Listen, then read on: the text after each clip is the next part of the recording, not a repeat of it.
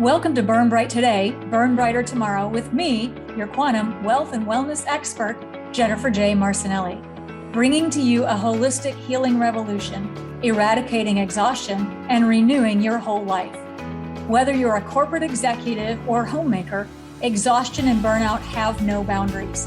I bring over 30 years of wellness and wealth expertise to this hit show, specializing in helping leaders recover from burnout and transforming themselves into the prosperous executives they were meant to be. When it comes to burnout, I have a simple philosophy. When you have energy problems, you need energy solutions. You don't have to accept chronic mood swings and exhaustion as normal. You can go from stress, anxiety, depression, chronic pain and illness to burning bright today and burning brighter tomorrow. Burn Bright Today starts right now. Hey, Burn Brighters, welcome to the show. I am so excited you're here with me today. And I have a dear friend and loved one with us today. This is a very special guest, Kathy Tuccaro out of Canada. She is a world-renowned author, speaker, philanthropist. Yes, I'm a super fan and all of this is true.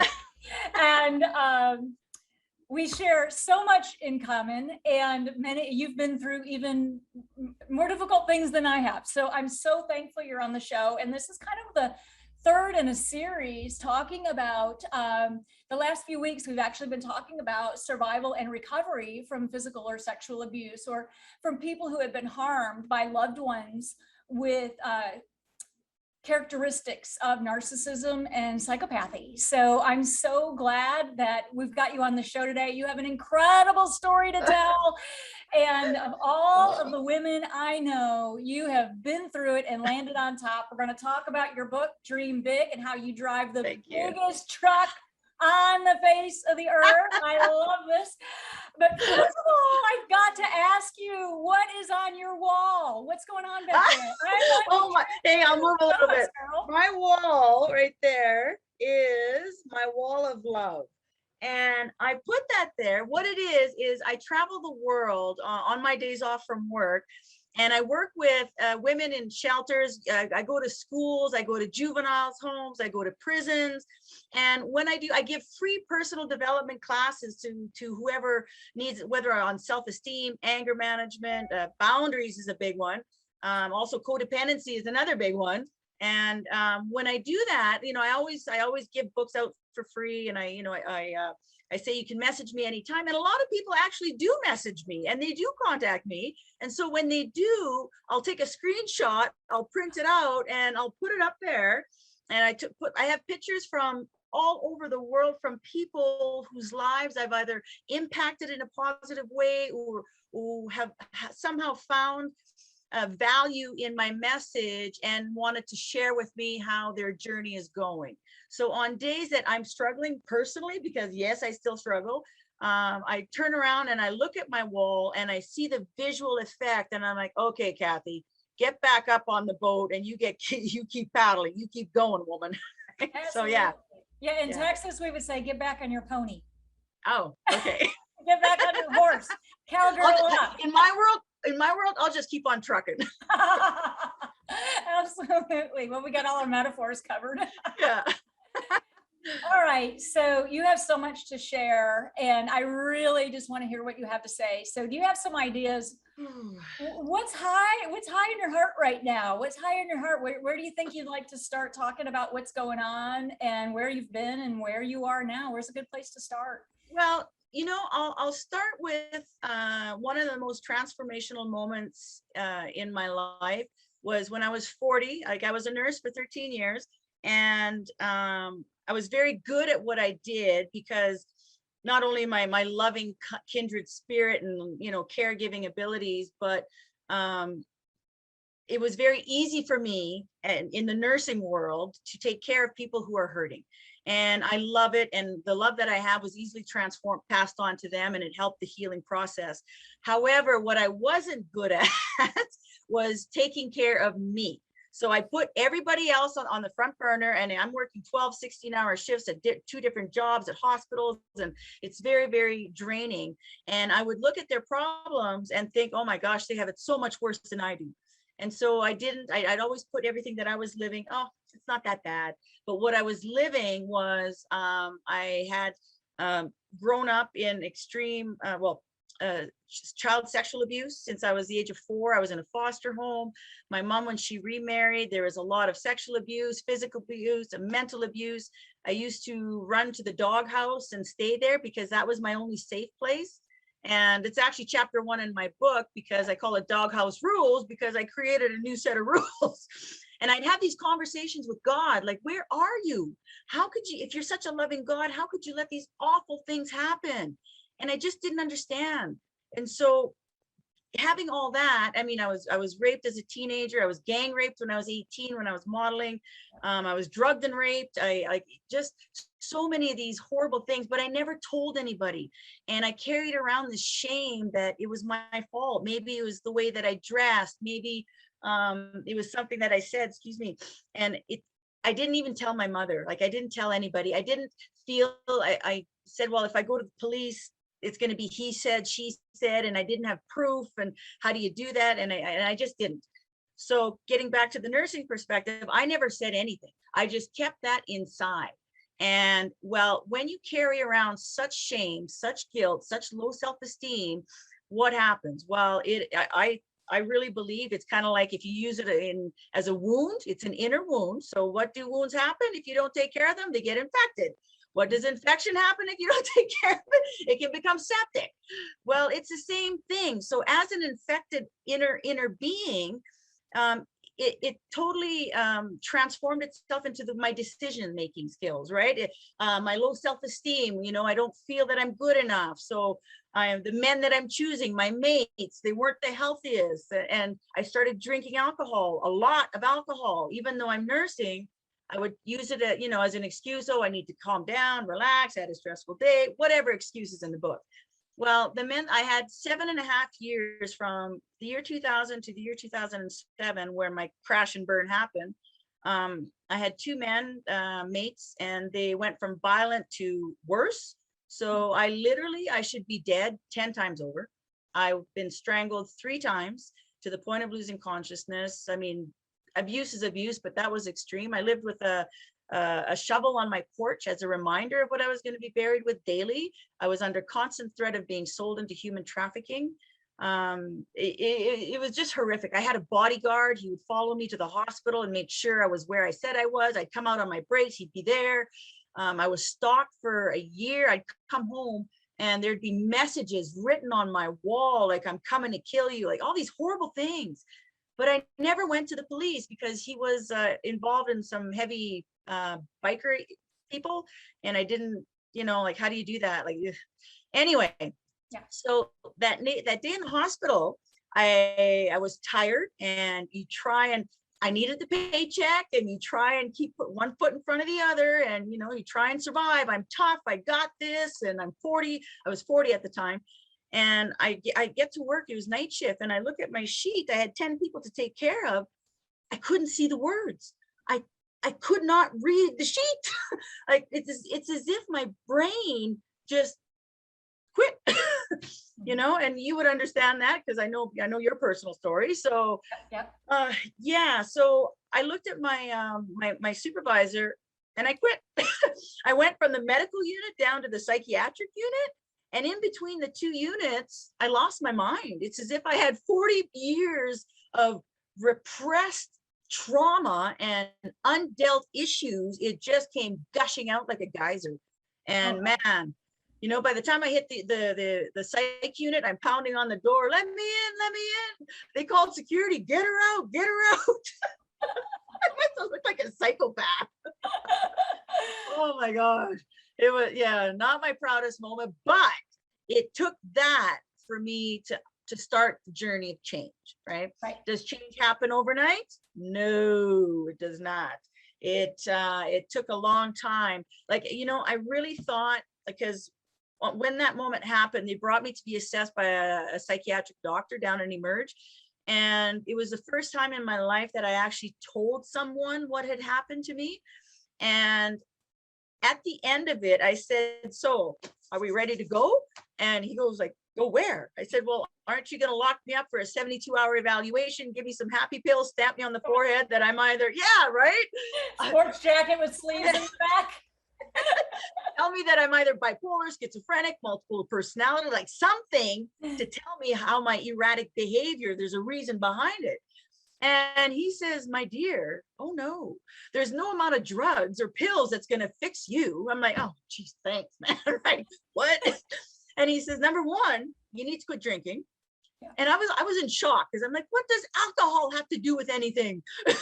And he says, well, alcohol is a depressant, of course, right? But it's clouding your judgment. You need to quit drinking. And he showed me the list of stuff that I had told him. And he says, you need to address this. Pills won't fix that. You need to fix it. So that was really the first step. I went to a 21-day treatment for alcohol program, but that's when I realized, oh, there's a lot of things I need to look at, but it didn't happen overnight. It took me another year. We'll call it research. Kathy research. So I did more research and I found a new level of rock bottom. And where this time I lost everything. I found a few layers, let me tell you. So then this time I lost everything. Then I realized I had a really powerful spiritual moment. I don't know if you want me to share that or not. It was kind of you know, I tell you what, I don't want you to be interrupted at all when you talk about this spiritual moment. So how about we take a short break, and when we come back, we get to hear about Kathy's powerful spiritual moment. Okay, folks. Okay. See you in just a few moments.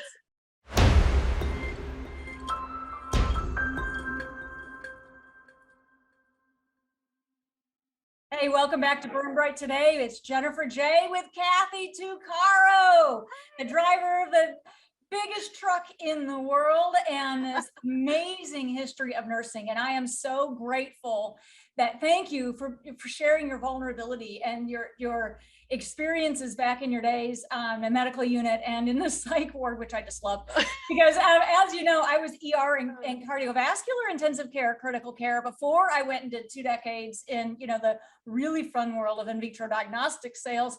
And, you know, I just love it that you pounded on the door of a locked unit to get into a psych ward. And here I am getting my doctorate in psychology. So yes, nurses, yes, we're allowed to all go a little BSc. You know what that stands for, but you know, there's a way out. So I'm so grateful. I feel like let's just have this be the nursing show. This is Nurses Are Us. Okay. For nurses. Okay. So I just happen to know that in the state of Texas, there are 400,000 registered nurses. And 4.3 million registered nurses in the United States and 19 million nurses registered in the WHO. And that was the last time I checked the statistics, which is at the launch of my book, which is like 2 years ago. So I have a feeling we're not alone. And I have a feeling we're not the only ones that need to be in a locked ward with, you know, sports jacket and the sleeves in the back. And I think it's fascinating. You know, we're the same age, we're a year apart.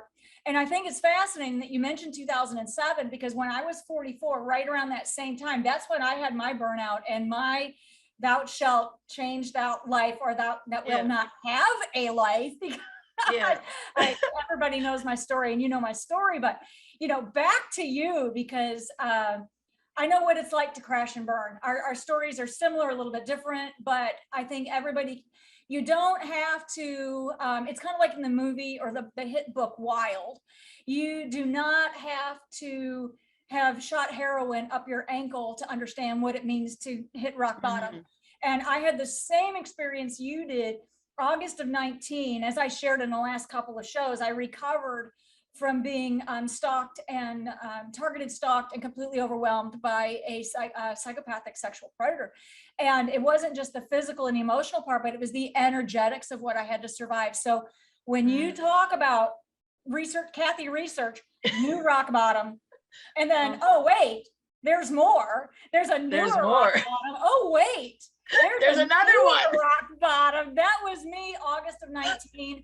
There were many nights where I was up in the bed with my spiritual guides present, and I literally did not think my physical body could live through the night. So I've been there, and thank you for sharing that. And I'm so glad that you have found your way from burning out to burning bright and burning brighter tomorrow. So I'm going to turn it back over to you, because you've had a spiritual experience, many, but like the ones that I share in my book, you've had many as well. So I'm all ears. Let's share with us, please.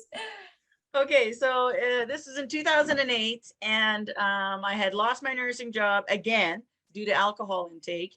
And this time, like, my daughter wasn't talking to me. She was 16 at the time. She was very angry at mom for not getting it together. But anyhow, so now I'm in this basement suite that my friend had always kept just for me for my Kathy moments. And so I'm in this tiny little basement suite, maybe 500 square feet, just very small. And the guy's a bit of a hoarder. So the one window that was in the kitchen was so full of garbage outside that no light could come in. So I laid on my couch, honestly, for 3 days. I was so depressed and so shut down mentally. I couldn't eat, I couldn't sleep. I just laid there like a zombie, and I'm looking at the ceiling, and I was waiting for God to save me. I really was. I just wanted God to save me. I'm like, okay, come get me. This is it, you know. And on the third day, there's a song that was playing on the TV. It was my favorite band, the Foo Fighters. I had a DVD playing because I didn't have cable.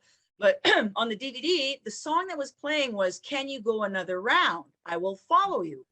So I get on my knees, and I'm sobbing, like just sobbing in such despair and such pain and such, like I didn't know what to do. So as I'm sobbing and sobbing, the words start to sink in. Can you go another round? I will follow you. So I actually stopped crying for a minute, and I questioned myself. Can I go another round? And I'm looking up like this, just, you know, questioning myself. And I see the window, and in the window, there's a ray of light about this big that just shone down. And it was impossible because it was black. There was nothing there, but the ray came through, and it hit me in the heart center. Yeah. And I'm looking in, and it had stars, blue, pink, yellow, green, white, and they were spinning slowly, and they kind of spun right in my heart center. The song is still playing. Can you go another round? I will follow you. So me being me, oh, you'll follow me, right? We'll see about that. So I get up, I move over to the kitchen, and lo and behold, the light stayed glued in my heart center. So now I'm looking down, and I said, oh, well, maybe there is something to this. So what do? I move over to the living room, and I start jumping down on my futon couch. The light never left my side. It was glued to my heart center. Then I knew that, okay, clearly there's a bigger purpose to my life. So I went back down on my knees, and all I did is I surrendered. I just said, okay, I don't know what you have in store for me, but clearly there's something. And if you're going to follow me, if you're going to guide me, show me the way, albeit do it. The minute I said that, a voice clearly said, Kathy, get up. I panicked because of my stalking past, and I think my ex had broke into my house again. Turn around, look around. There's nobody there. The voice repeated, Kathy, get up. So then there's a knock on the door. I'm standing up, and it was my friend Dawn, who's upstairs. He said, you know, I was gone for a couple of days, but I had a nudge that you needed some help. Are you okay? And if not, if opportunity knocks, literally, you take it. Yeah. So I said, bring me to detox.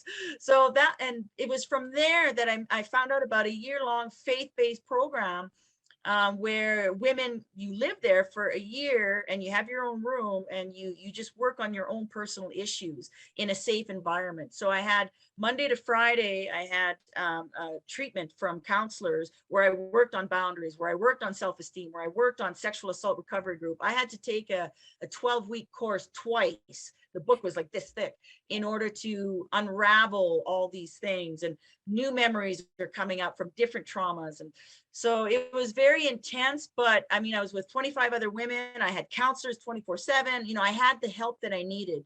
And although I didn't have like money, it didn't matter, because I viewed it as my little Tibet, my little monastery. I used my room as that, and that was my time to heal.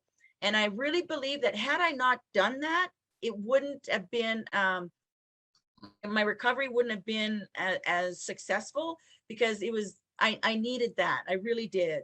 I mean, if you think about it, I had to unlearn 40 years of lies being fed into me constantly, that I'm no good, that I'm ugly, that I'm stupid, that I'll never amount to nothing, that I pollute the air, that I'm a waste of skin. I mean, you name it, right?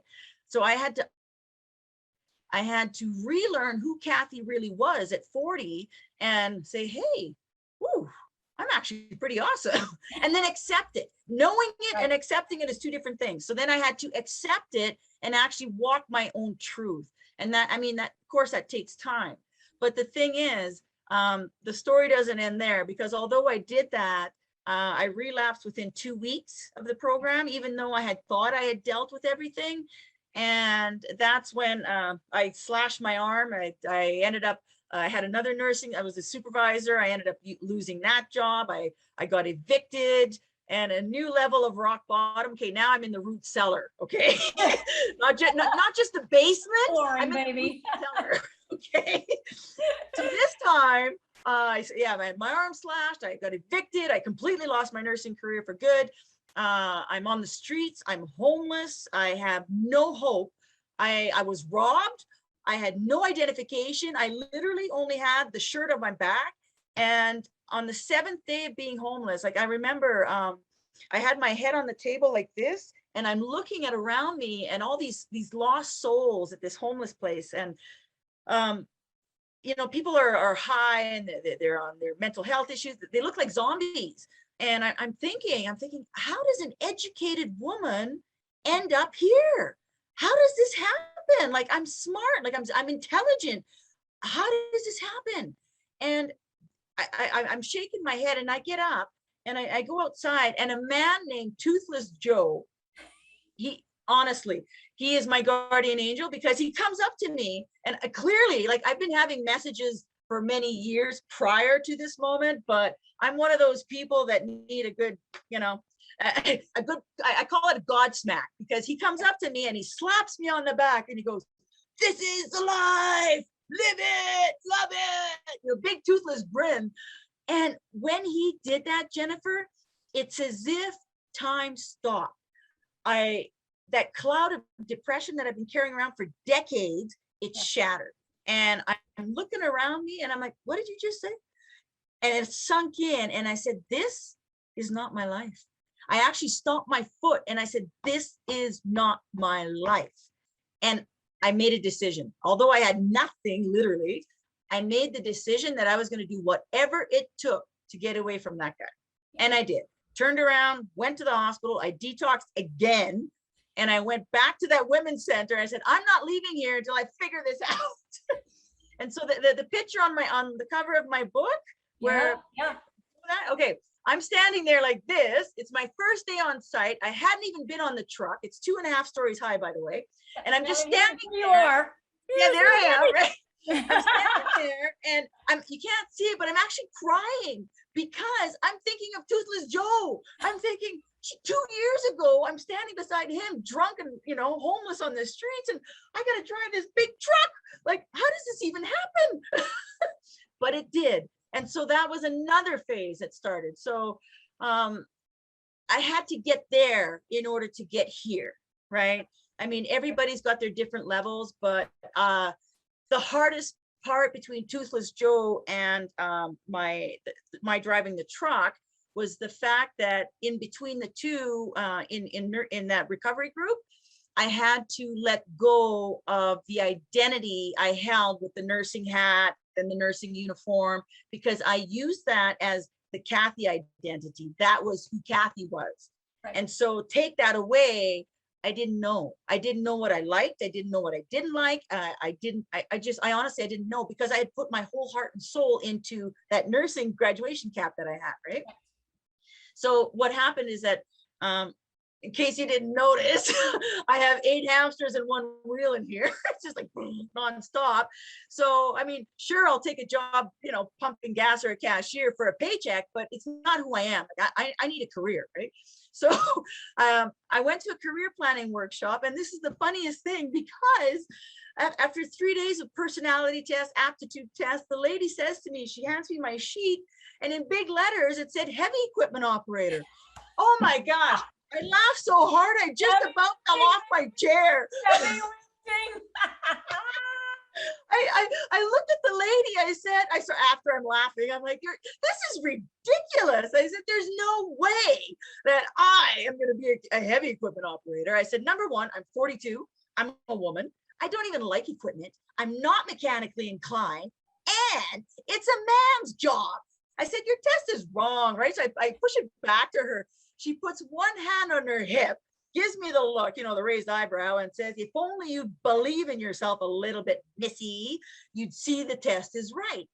So she puts on, so I'm sitting like this, right? I said, I just wasted 3 whole days, blah, blah, blah. She puts on a video of Les Brown, It's Possible. And Les Brown, who's a motivational speaker, for those that don't know who he is, you got to check him out. He talks about if you have a dream or a goal or something you want, and you think it's not achievable, ask yourself, is it possible? So then I started thinking, well, I am a good driver. I could drive a truck, but I didn't know those big haul trucks existed. I'm just thinking an 18-wheeler, heavy hauler, that the transport trucks. I'm thinking I could drive a truck. And so I went from sitting like this, all closed, to thinking, hey, well, maybe it's possible. So lo and behold, this lady sends me to a nonprofit organization that we have here in Canada called Women Building Futures. And so I was going to go on the Wednesday, but I had my intuition was screaming at me, no, go Friday, go Friday. So I went on the Friday because I learned a long time ago to listen to that intuition. And the day I went in on the Friday, Imperial Oil, which is ExxonMobil, the biggest oil and gas company in the world, just happened to be there. And they were paying for 16 women to take a 12-week course on heavy equipment. And 170 women applied. I had to go through a series of tests. I'm going to make a long story short. I got picked. And out of the 16 women, they hired 11. And I got hired. That was 8 years ago. And today, as you can see, not only do I operate that big truck, now I moved on to other equipment. I operate all the biggest equipment in the world. It has been an absolute incredible transformation. It has been such a blessing for me. And if I could ever find that woman, I would kiss her because she was right. She was right. I'm a super fan of powerful women, honey. Oh. So thank you so much. And I'm so excited that we got to talk about your truck. We got pictures of it coming up. Let's take a quick break. And when we come back, I'm going to step back a little bit, because one of the things I've noticed that you do exceptionally well is take responsibility. So for the things that have happened in your life, which is the big part of how you've made change. Yeah. So let's take a quick break. And when we come back, more from Kathy Tuccaro, ladies and gentlemen, at kathytuccaro.com. If you want to check her out, we'll be back in just a few minutes.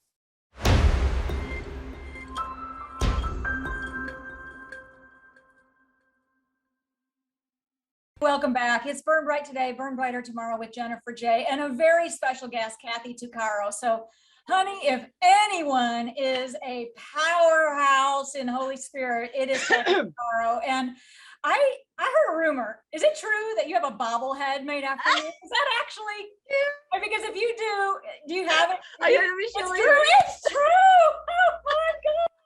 I'm a bobblehead. It says Kapow, which is Kathy Power. This is supposed to be the 797, the haul truck that I operate.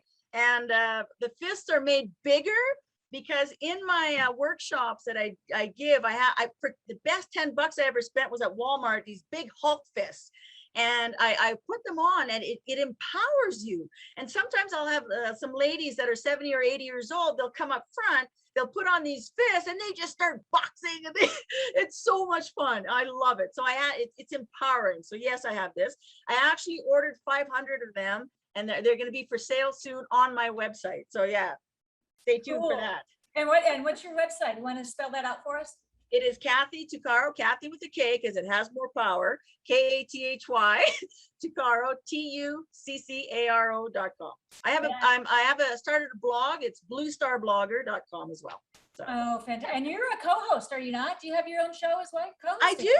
It's going to air next month in September, well, soon. It's based on TNC Live, based out of Houston, Texas. It's called Women Road Warriors. I know, right? Look at that! He's so it'll air Tuesdays and Saturdays on that show. It's geared for commercial truck drivers. So yeah, it's awesome. We interview so many amazing people. It's awesome. I love it. Well, I of love course it. it's awesome. You're on it. Had you told me this tomorrow. Had anybody told me this years ago when I was standing drunk with Toothless Joe, I'd have laughed you off that sidewalk, because I mean, if you think about it, all these miracles, and there's so much more that has happened. Had anybody told me this years ago, there's no way. I mean, I've been to Mount Everest base camp. I've been to India. I've been to Singapore. I travel the world. I work with all sorts of kinds of people. And I remember when I was at Mount Everest base camp, I actually filmed a video talking about Toothless Joe. I'm like, if only Toothless Joe could see me now, right? I mean, really, I bought my own house 3 years ago with my own money. Every penny was my money. And as I'm opening the door, I said the same thing. If only Toothless Joe could see me now. 3 cheers for Toothless Joe, because you know, I know. angels are all around us. We were actually, I just finished the screenwriting of a movie. So I edited the 3rd draft, and Toothless Joe is the star. Because he portrays as my guardian angel in many instances. I'll give you an example. When I was 18, I had an experience in a church after a seminar, a spiritual seminar. And here I am. I was kind of at a crossroads. I was modeling in New York City, but I ran out of money. And my good friend Alan, he was going to Ecuador to start up, you know, kind of like an Eckankar seminar or center, sorry. And I wanted to be with him, but I didn't know what to do. So I was kind of doing an inner contemplation, figuring out, okay, what's the best, my course of action.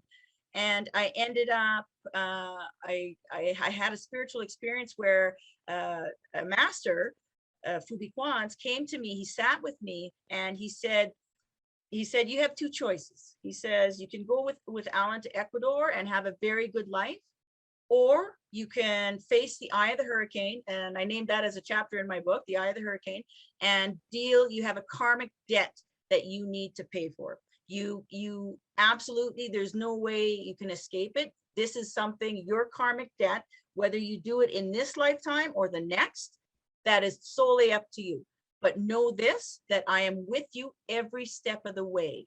All you have to do is ask, and I will be there. So he became quiet, and I remember sitting there saying, well, what kind of choices? Oh, he said, chances are you will not survive.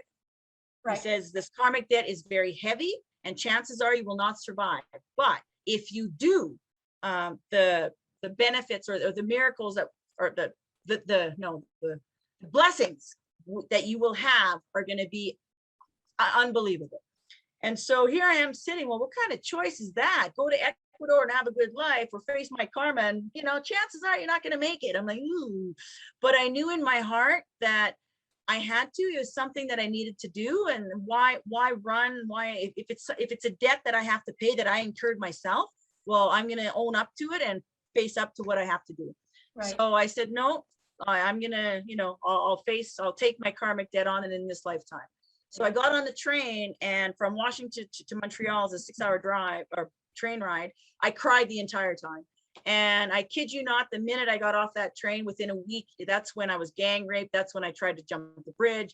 I had 3 suicide attempts. I mean, it just snowballed. It was really, really bad. And it lasted, I was thinking about this the other day, that eye of the hurricane lasted 20 years. Yeah. And that is when I should be dead 10 times over, but I wasn't. My spiritual guides have been with me every single step of the way. Had I not had that assistance, I don't think I'd be alive. I have my mantra that I was singing all the time. I constantly tapped into that power, that inner source, I guess you could say, to help me through it. And as I speak about in my book, many instances, it came to me in form of intuition, in dreams, in understandings, in actual visual messages that I needed to see. And to this day, it still happens. It still shows me where I need to go, what I need to do. I have that inner source here inside. Sometimes it pulsates so strong that I have a hard time speaking, and I have to like, oh, just give me a minute. I'll be right back. Yeah. Right. So, yeah. I'm so glad, and thank you for sharing the name of the master, deck master for Yeah. me once. And I see you have pictures behind you, and I talk a lot about. Oh yeah, they're right there. Yeah, can you show me this picture? So, because I talk about this all the time. Everyone, each soul, when we incarnate, we have our own team of highest consciousness. It could be Jesus, it could be Archangel Michael, it could be Mary Magdalene. It could be the Mahanta, the Vairagi masters. It could be any number. I mean, there's an infinite supply of resources of heaven that all of us have access to. And what you're describing in your spiritual experience is literally a manifestation of one of our spiritual guides, one of yours. It's clearly up front and personal on your team. Okay. Response. And thank you for sharing that and being so open and sharing his name. And I see his picture there in the background. Yeah.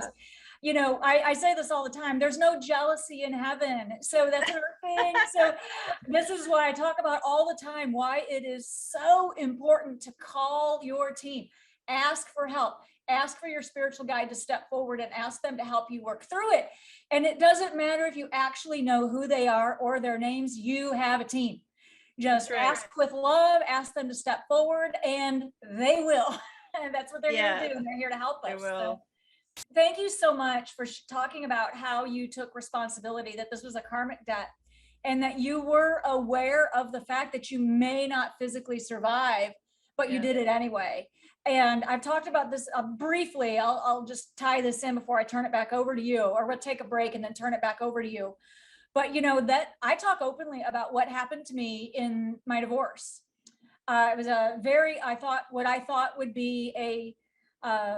what I thought would be an amicable, no fault, $1,200 divorce ending in 61 days became what could be by definition catastrophic. I lost my home, everything in it, the artwork. I had to pay him to go away. And there are many reasons for that. They have responsibility. He and his attorney have responsibility for their behaviors towards me. But I've also talked openly about, after it was all over, I was shown my role in this, and a part of my karmic debt that played out in my divorce, not all of it, but just a part, was that I was a Nazi Germany soldier. And so I tormented people. I was a minor player in one of the minor internment camps, and I had my karmic debt to pay too. So all I can say is difficult as what I went through, that I almost physically didn't survive this either. And there were also two sides of the coin with the predator. And I've talked openly about that too. That relationship that I had with that sexual predator that happened to me, there were two sides to that coin. We had been in a relationship on and off for eons, but we had both made the agreement that it would end in this lifetime. So kudos to you. And I'm a big proponent of taking responsibility for karma and reincarnation, because that's what we're here to do. And that's how we move forward. So, in keeping with Burn Bright Today and Burn Brighter Tomorrow, you survived something that was not even survivable.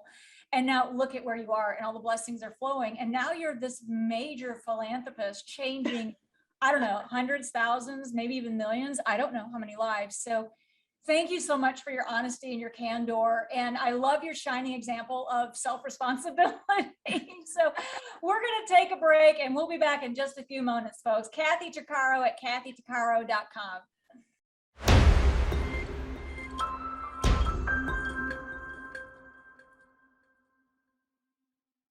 Welcome back to Burn Bright Today with Jennifer J. With Burn Bright Today, Burn Brighter Tomorrow, and Kathy Tuccaro, the brightest, shiniest star in the eastern sky. We should be serious, not Kathy.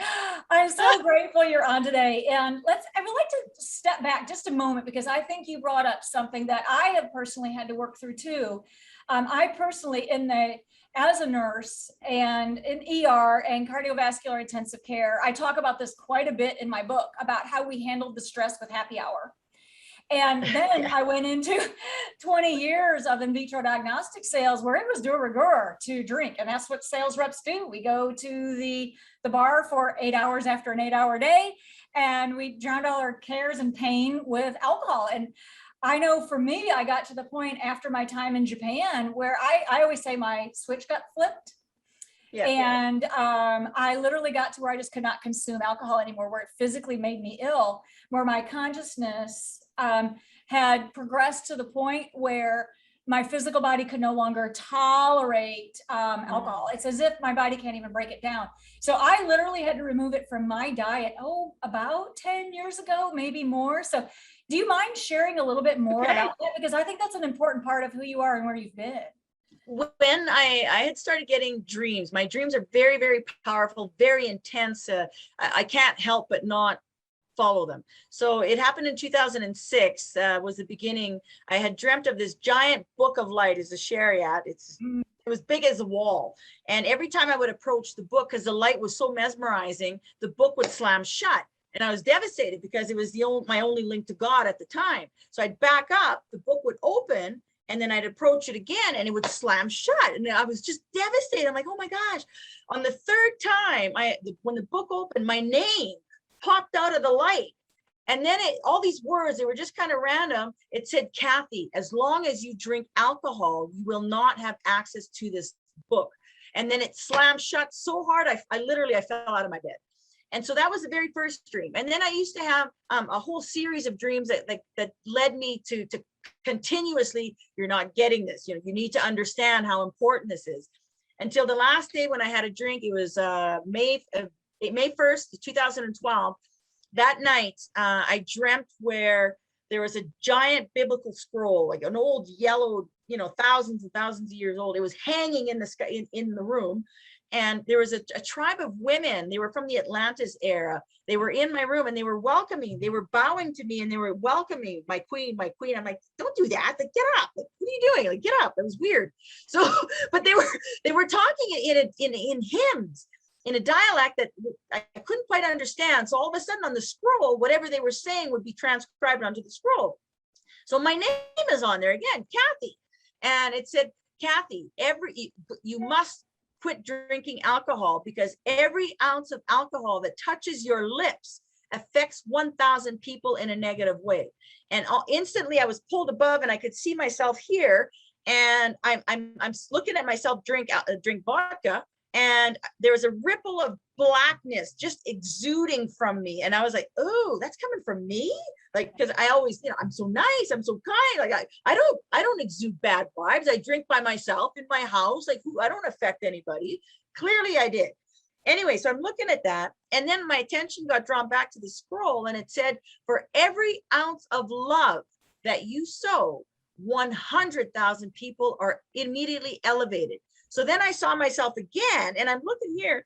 This time it was a rainbow that extended worldwide.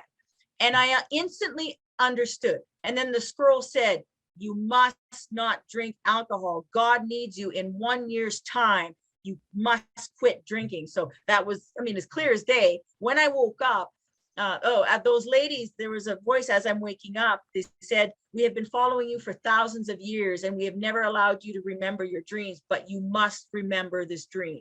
And it said it again, you must remember. So once I woke up, I knew that was the end, that I would not touch another drink of alcohol, and I didn't. And it's kind of interesting to say, because I always write my dreams in my dream book. A year to the day exactly, I got the call from Imperial Oil that I was getting hired for operating the equipment, and it changed my life. It really did, right? So yeah, so fantastic story. It's been, and there's so much more, but I don't have the time here to tell you about it, but there's so much more. To this day, if you don't turn into yourself and listen to those nudges, that intuition, the golden tongue wisdom, the messages that we get on a daily basis coming, whether from it's something that you read or something somebody says, you need to pay attention to that, because I can't stress that enough, because a lot of people they'll say, oh, dream, it's just a dream. No, it's not. It's so much more than that. And if you can actually learn to decipher the illusions that are put in front of you, it'll change your life. It'll open up your mind like this, you know, it'll remove the shutters so that you'll be able to tap into who you really are and what is it that you're here to do. And I can't say that enough. What I have noticed is that sometimes when you're in a dark place, you think you've been buried, but actually you've been planted, and you have to use that pain in order to catapult yourself to a different level. I mean, you need to bring yourself to a place where every different level that you're going to achieve requires a different version of you, so that you need to readjust, realign yourself with what's going on in your life right now. Because if you don't make time for your wellness, you're going to have to make time for your illness. And I'm going to say that again. If you don't make time for your wellness, you're going to have to make time for your illness. So do what you need to do to help yourself, no matter what it is that you're going through right now. I realize with COVID and things have people affected so much with finances, with household, with divorces, with, you know, with innermost fears. And if you're already struggling and you get COVID issues on top, I mean, life is hard. It is so brutally hard, but you can't be afraid to grow, to end bad habits. I mean, leave toxic relationships regardless, cut out dead-end jobs. Find that what it is that's going to make you get to that next step, right? You have to be able to lift yourself out of there, no matter how slow you go. I mean, moving forward is moving forward, one step at a time. And I say this every day because I struggle a lot. You might not see it. I mean, I might smile and all that, but I still have my struggles. Prime example, my very best friend just died yesterday, or not too long ago. I went to her memorial yesterday. I'm still a mess. Like it was very difficult for me, but I'm using that pain to leverage myself, to put myself, okay, well, I'm going to use this. Yes, it hurts. Yes, I'm going to cry, but I'm going to use it to something positive. I'm going to honor her and honor our friendship and honor the love that we had, and pay it forward to millions of other people that might need that same energy. I mean, happiness starts with you. It doesn't start with your relationships. It doesn't start with your job. It doesn't start with how much money you have in the bank. It really depends on you and what you do with it. How are you going to deal with that? You know, because your value does not decrease based on somebody's inability to see your worth. I mean, you decide how worthy you are. You decide how awesome you are, not what somebody else says. You know, the biggest thing that I've learned is that it's okay to fall down. And if you lose your spark, but make sure that when you get back up, that you rise as a whole fire. Just don't remain a spark, be a fire. Absolutely. And love that. And this is how I know we're onto something really big, is when the host of the show gets kicked off. So I'm like, I knew this was going to be a big power hour and we were going to have a lot to talk about. So I'm like, okay, this is not by accident. So welcome back to my own show. And I love what you just said. You know, don't come in just this measly, just a little one flame. Honey, you can be a bonfire. Yeah. And to your point, you can light up the world, and we should, which is why everything we eat and drink and everything that we say and everything that we speak and everything that we watch and the people that are around us is so important. Because if we want to change the world, the thing that we need to do is change ourselves. And by burning bright today and burning brighter tomorrow, that is how we make a difference. I think you would agree, right? Yeah, absolutely. So we're coming up to the last few minutes of the show, and I'm really jazzed. You have a new book. Is that right? I do. I wrote it during COVID. It took 4 days to write. Let's see that. I don't know if you can see this. It is Fiscal Swordsman of the Sugmod. All right. This looks like I had this amazing digital artist who the images are absolutely incredible. Like, it's just, there's my Blue Star, right? Blue Star blogger. Look at that. I'll show you one picture in it. It is my first time doing charity. The book is to be given freely. It's in 5 languages right now. It's meant for kids that are being sexually abused or are really struggling. This picture was taken in Grenada in a church. There's 138 students. It's one of the happiest moments of my life.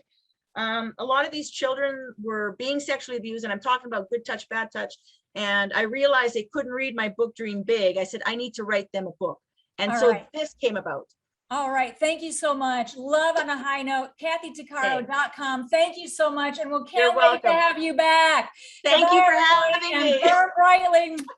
Ciao, baby. Bye. Bye. Thanks for listening to Burn Bright Today with me, Jennifer J. Marcinelli, so you can burn brighter tomorrow. Burnout can feel like a heavy cloud hanging over everything you do, but a holistic healing revolution and a life you love is within your grasp. Catch me next Monday at 9 a.m. Pacific, 11 a.m. Central, 12 p.m. Eastern on transformationtalkradio.com. To learn more about me and to schedule a quantum healing session, visit burnbrighttoday.com. See you next time.